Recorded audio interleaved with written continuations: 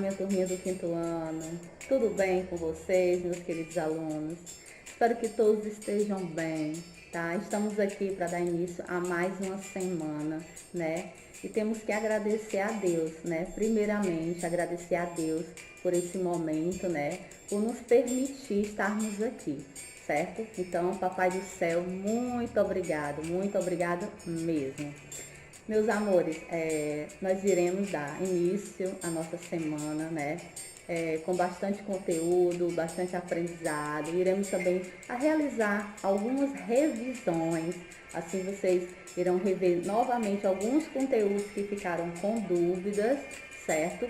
E toda dúvida que surgir, vocês podem chamar a tia no privado, tá bom? Que assim que a tia tiver um tempinho, a tia vai responder as mensagens de vocês, de forma como elas forem chegando, eu vou respondendo na ordem que elas forem chegando, tá bom? Mas irei responder todas, nem que demore só um pouquinho, tá? Porque a tia tá também tendo que fazer bastante aula, a tia também estuda, né? Mas vai dar tudo certo, tá bom, meus amores?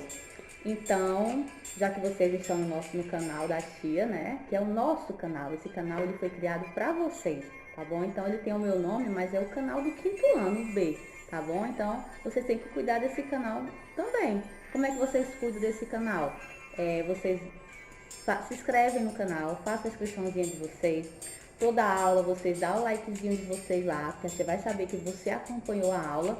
E também tem os comentários, meus amores, que vocês podem comentar a aula, assim a gente vai também criando um diálogo, uma conversa, tá bom? Ali vocês vão comentando alguma coisa interessante, que vocês sempre têm alguma coisa interessante, a tia vai sabendo e a gente vai se comunicando, tá bom? É muito importante isso também. Então nós temos aí alguns meios de comunicação, né? Nós estamos usando o WhatsApp como comunicação, as chamadas de vídeo, né? Quem foi que participou aí do nosso primeiro encontro de alunos, né? Foi ótimo, foi muito bom.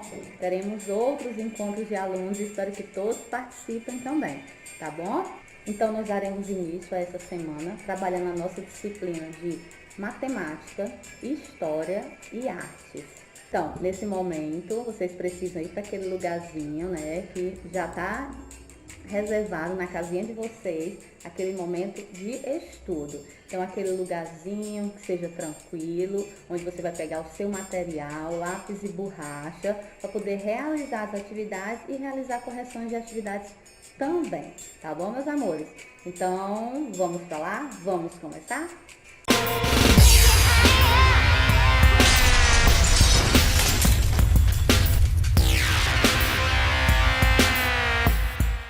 Então, daremos início hoje com a nossa disciplina de matemática. Então, peço que vocês peguem um livro de matemática e que vocês abram na página 138. Na página 138, gente, está falando sobre probabilidade e estatística. Então, nós temos aqui nessa página um gráfico, certo? E ele fala o seguinte: o gráfico de linha é usado para demonstrar uma sequência numérica de um certo dado, né? Uma estatística, né? Quando a gente quer saber se algo está evoluindo ou está havendo uma regressão. Então, tem essas linhas aí que vai aumentar, diminuir gradativamente conforme o que está acontecendo. E esse gráfico aqui de hoje, nós iremos trabalhar nele a evolução do desmatamento, certo? Então, nós precisamos observar o mapa, observar a legenda que tem no mapa aí, as coresinhas, né? E para poder a gente responder a letra A, a letra B e a letra C. Então, essas respostas aqui, elas estão no gráfico, tá bom? Você só precisa prestar atenção no gráfico para responder. Então, eu peço que nesse momento, vocês dêem uma pausa no vídeo e que vocês respondam a letra A, B e C, que daqui a pouco nós voltaremos com a correção, tá bom?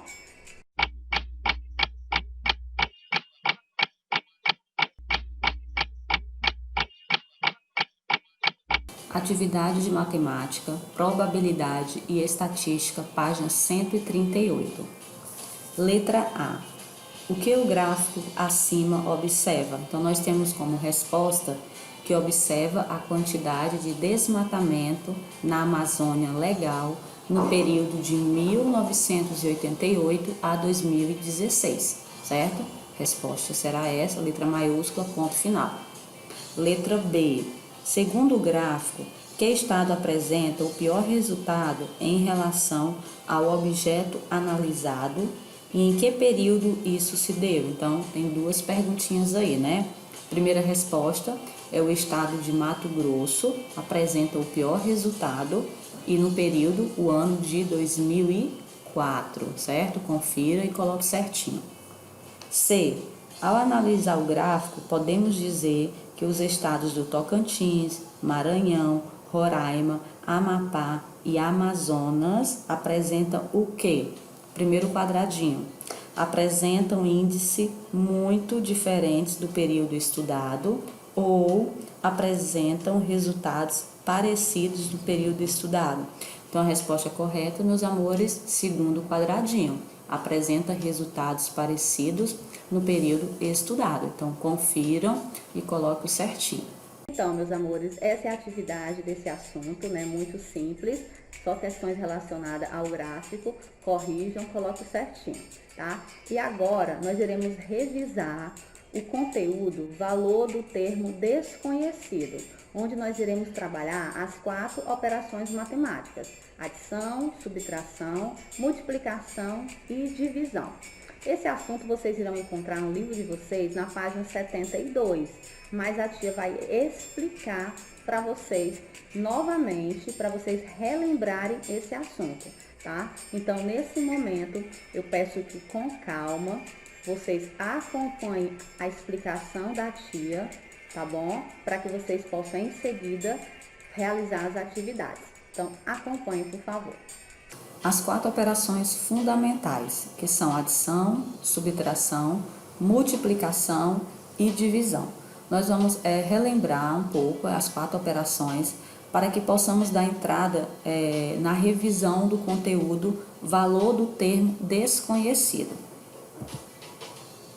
Adição. Aqui nós temos 2 mais 2 igual a 4. E nós temos os termos da adição, certo?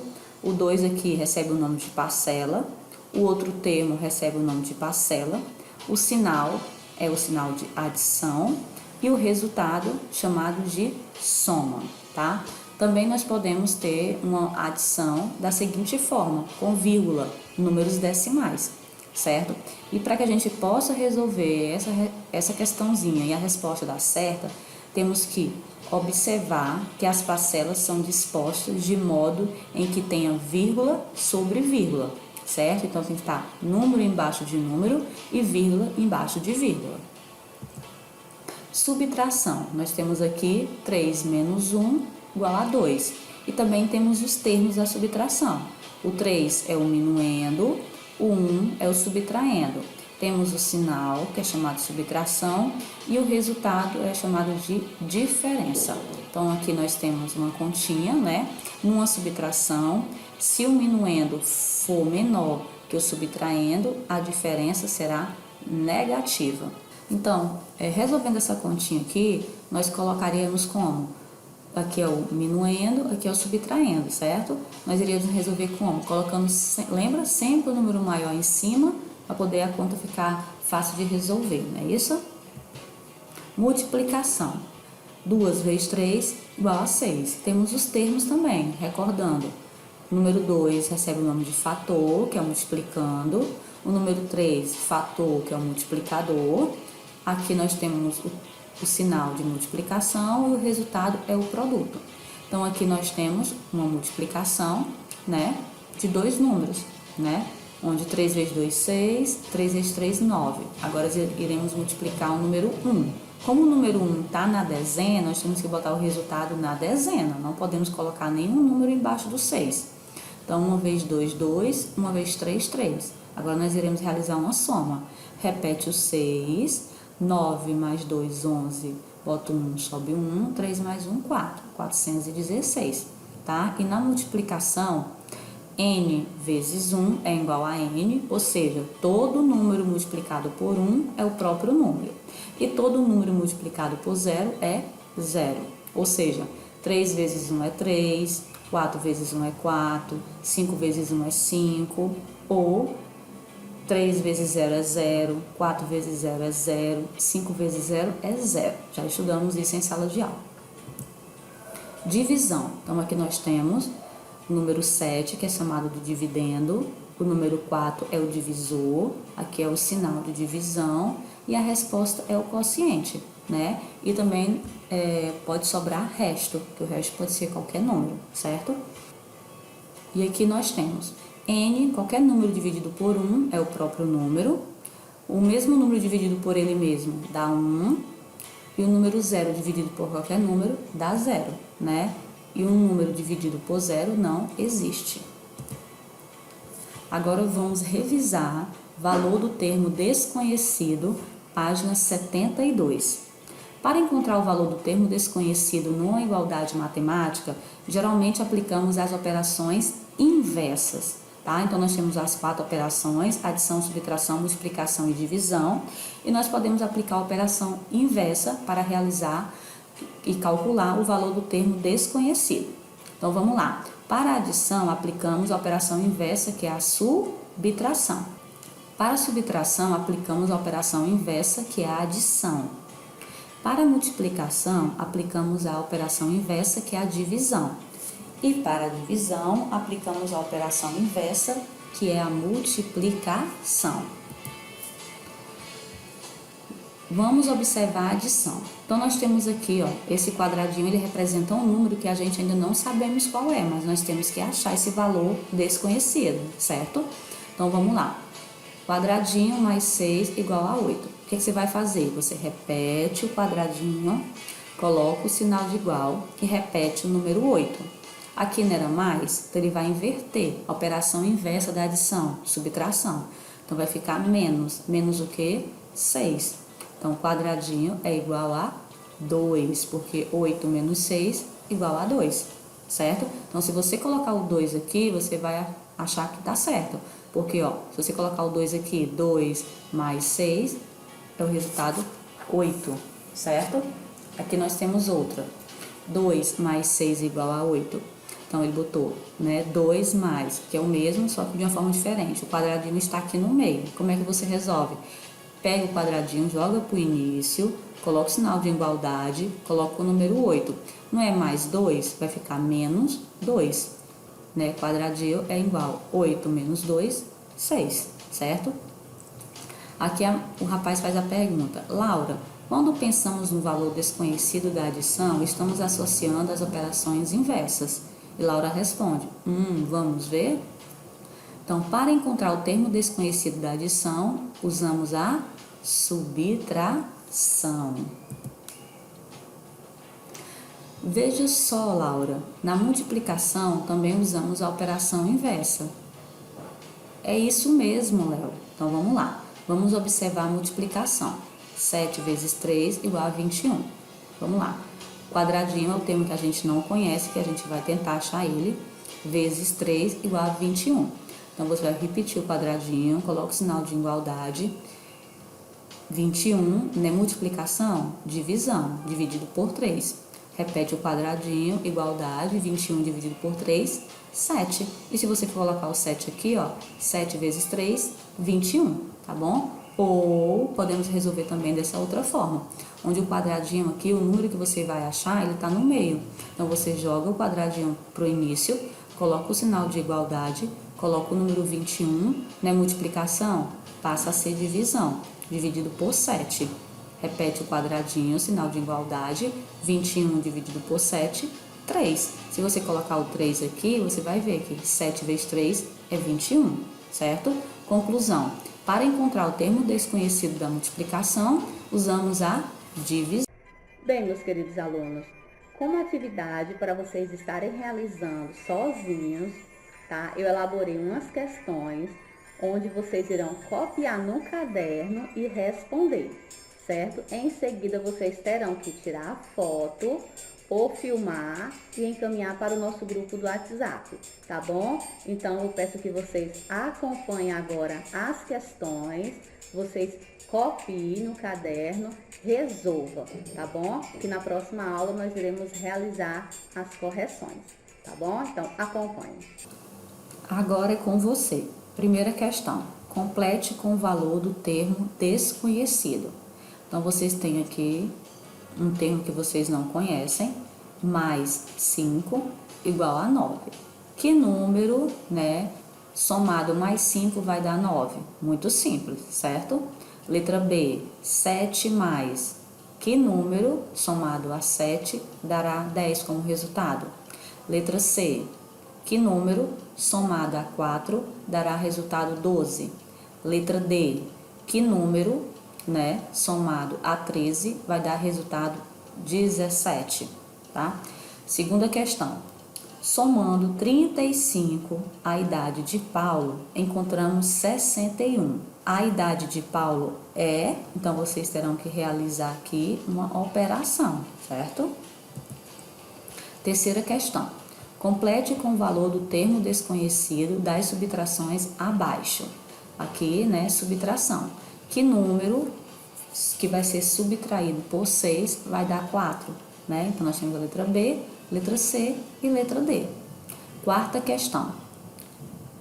Complete com o valor do termo desconhecido. Então, nós iremos agora trabalhar multiplicação, certo? Que número multiplicado por 5 vai dar 20? Letra B, que número multiplicado por 7 vai dar 21? Letra C, que número multiplicado por 4 vai dar 32? E letra D, que número multiplicado por 13 dará 26? Então, multiplicação, certo? Quinta questão. Imagine esta situação no seu dia a dia. Total de flores que Laura colheu neste mês, multiplicado por 8, é igual a 576. O total de flores colhido por Laura foi... Então, aqui nós iremos realizar a operação inversa da multiplicação, que é a divisão, certo? Arme a continha e resolva. Calcule o valor do termo desconhecido. Então, nós temos aqui a letra A, um número que você não conhece, mais 2.636, que deu o resultado 3.245. Como é que você vai resolver isso aqui, né? Você vai repetir o número que você não conhece, coloca o sinal de igualdade, repete 3.245, troca o sinal que era mais e passa a ser menos. Menos 2.636. Vocês irão encontrar o termo desconhecido, tá bom? Só realizar a operação inversa. Adição, subtração, adição, multiplicação, divisão, divisão, multiplicação, tá bom?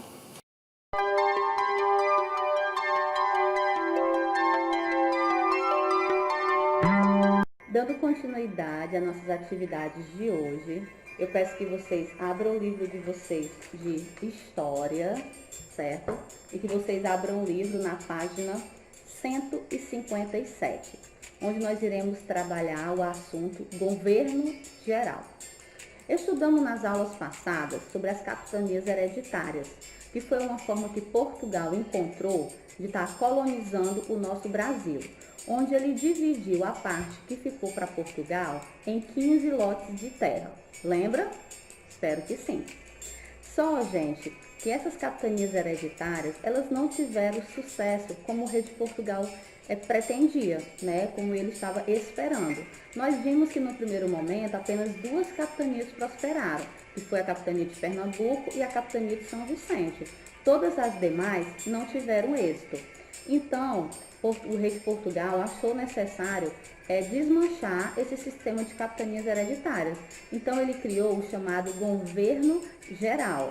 Então, com isso, o rei de Portugal resolveu implantar, né, uma nova administração, né, não mais como capitanias hereditárias, e sim como governo geral, tá? E nós tivemos 3 governos gerais. O primeiro governador geral foi Tomé de Souza, o segundo governador geral foi Duarte da Costa e o terceiro governador geral foi Mendes Sá, certo? Então, esse sistema de governo, ele permaneceu durante quase todo o período em que o Brasil foi colônia de Portugal, até a chegada da família real no Brasil, que ocorreu em 1808, que nós iremos estudar sobre esse assunto.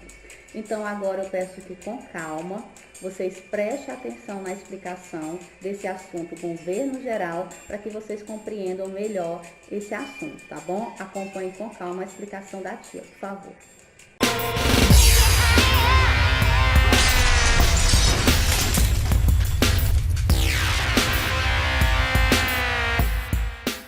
Governo geral.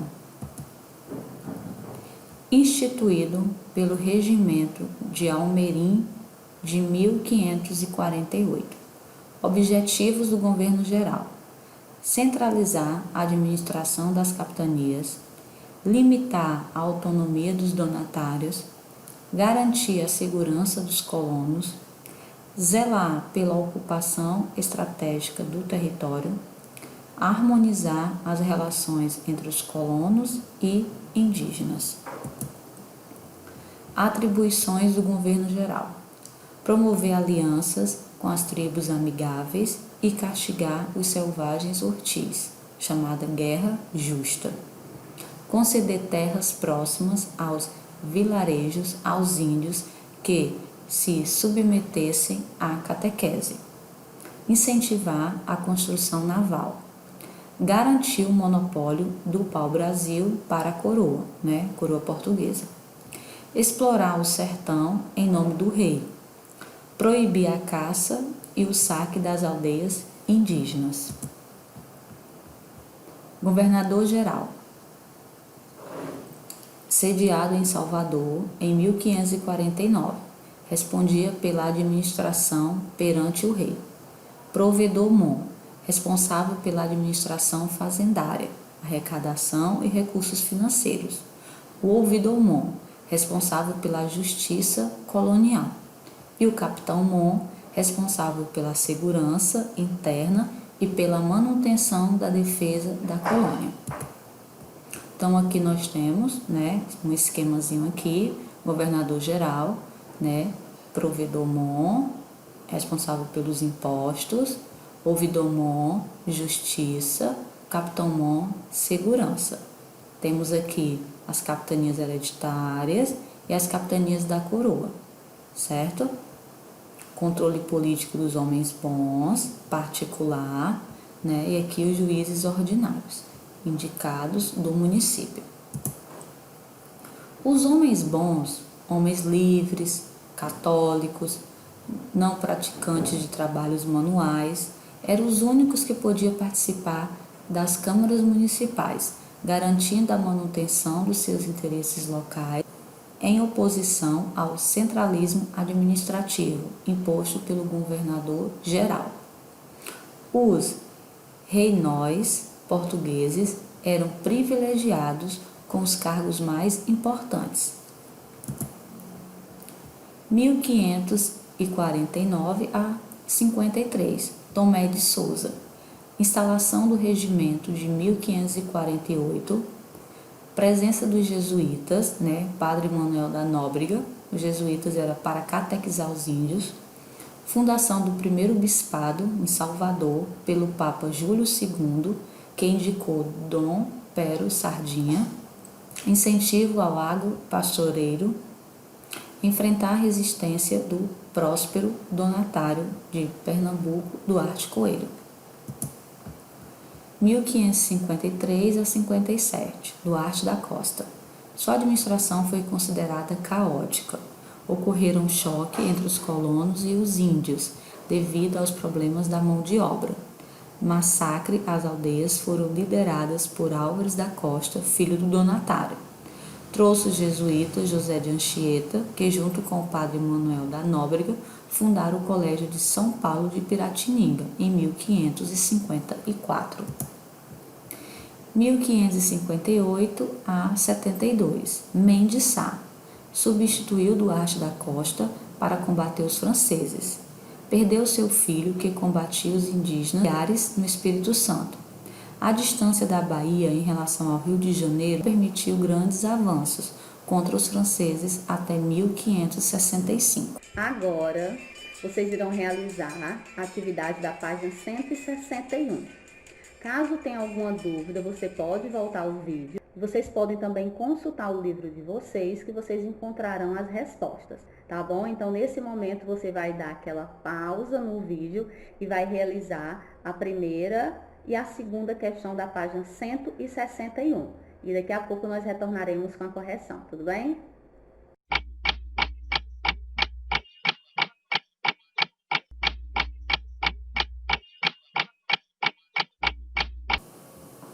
Governo geral. Atividade de História, página 161. Primeira questão diz o seguinte: responda. Letra A. Qual era a principal diferença entre o sistema de capitanias hereditárias e o governo geral? Então, nós temos como resposta que, nas capitanias, as decisões ficavam sobre responsabilidade de cada donatário. No governo geral, as decisões passavam a ser centralizadas em um governador geral, tá bom? Essa é a resposta, coloco certinho. Letra B. Onde foi construída a primeira sede do governo geral do Brasil e que nome foi dado à primeira capital do Brasil e quando? Então, vamos lá. Foi constituída na capitania de Bahia de Todos os Santos.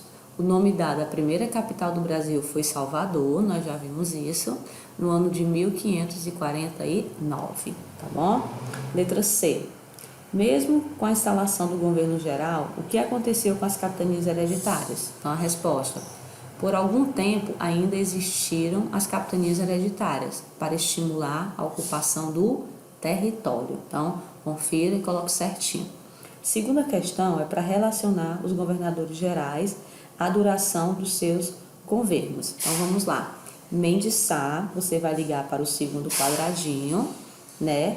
Que é de 1558 a 1572. Tomé de Souza, você vai ligar para o último quadradinho, que é de 1549 a 1553.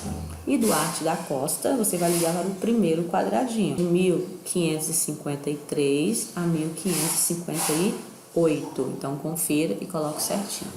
E aí, meus queridos, corrigiram as atividades? Fácil, né? Se prestou atenção no assunto, com certeza vocês entenderam o assunto, corrigiram, coloque certinho.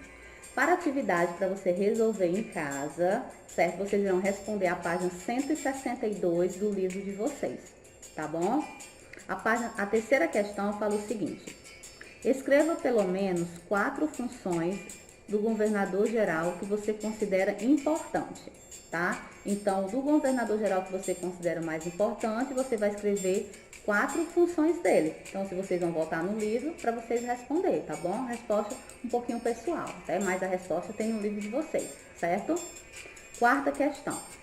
Escreva 2 objetivos específicos que esses governos tinham, né? Então, esses governos que foram criados, governos gerais, eles tinham alguns objetivos, tá bom? Tá no livro, né? Então, vocês vão escrever quais são.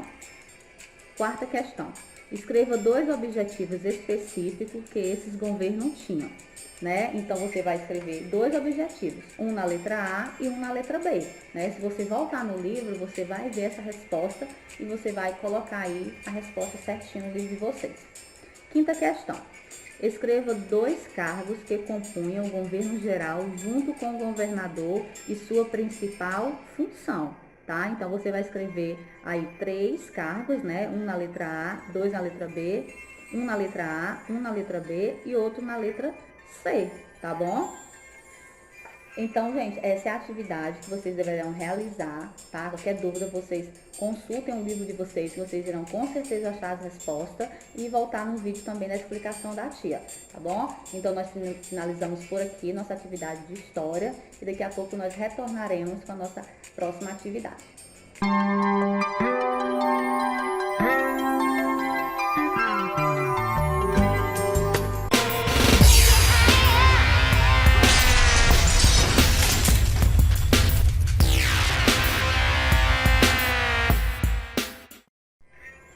Para finalizar nossas atividades de hoje, nós iremos para a nossa disciplina de arte. Então, eu peço que vocês peguem o livro de vocês de arte, tá?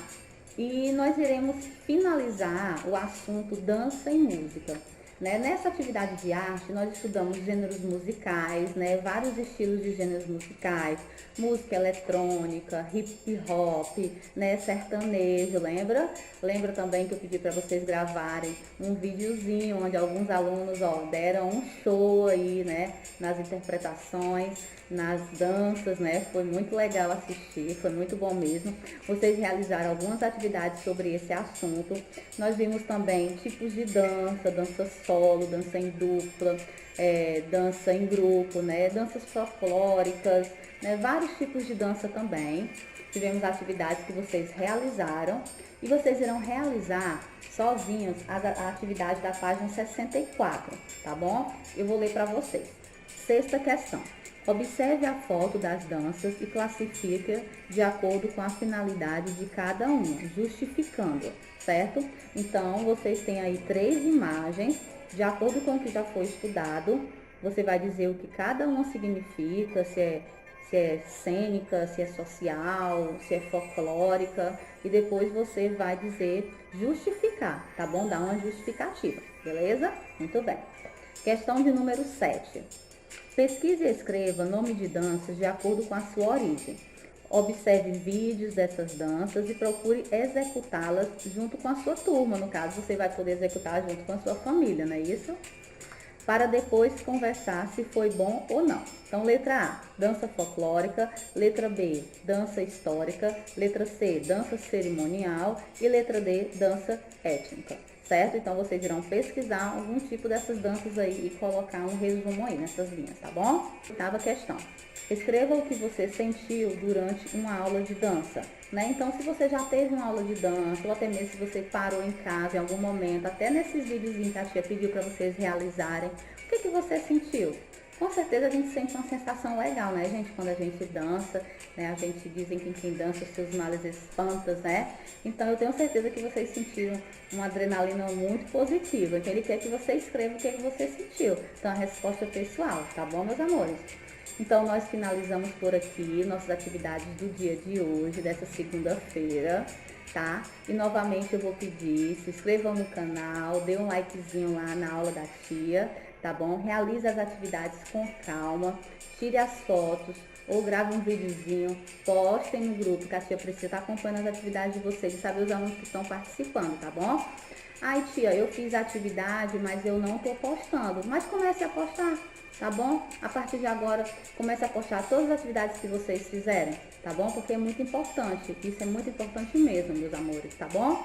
Poste as atividades, tira uma fotozinha, poste, vai não ficar muito na galeria de vocês as fotos, depois vocês excluem, né? Mas tem que postar porque eu tenho que ficar guardado na minha galeria, tá bom? Para me fazer as anotações, tudo bem? Então, meus amores, nós ficamos por aqui, tá bom? Se cuidem, se protejam, cuidem dos familiares de vocês, realize as atividades com bastante capricho, tá bom? Que a tia adora ver as atividades de vocês, saber que vocês estão acompanhando é muito bom, a tia fica muito feliz.